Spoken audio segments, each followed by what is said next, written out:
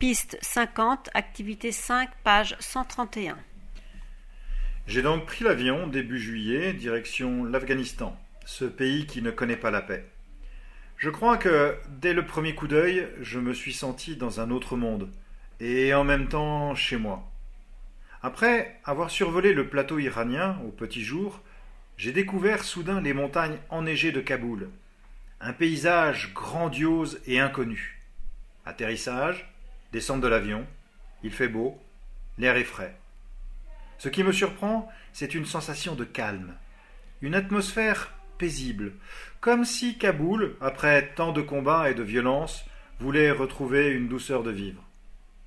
C'est en sortant de l'aéroport que mes yeux se sont écarquillés et qu'un sourire béat s'est figé sur ma figure. C'était complètement différent. Ça m'a beaucoup impressionné.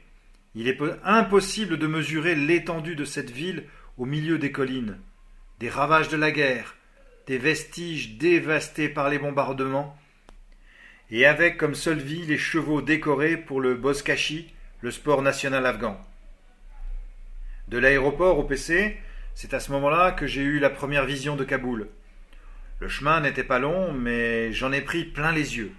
Imaginez une route large de 6-8 mètres, où roulent pêle-mêle et à 2 à l'heure les bus, les ânes, les camions, les vannes, les charrettes, les vélos, les piétons, le tout roulant dans tous les sens, les uns s'appuyant ou s'accrochant sur les autres pour passer.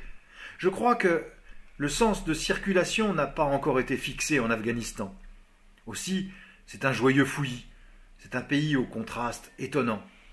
Le long des routes se trouvaient des échoppes et des étals, des charrettes de pastèques, des moutons suspendus, et juste à côté des t-shirts imitation Nike et des puces pour les téléphones portables.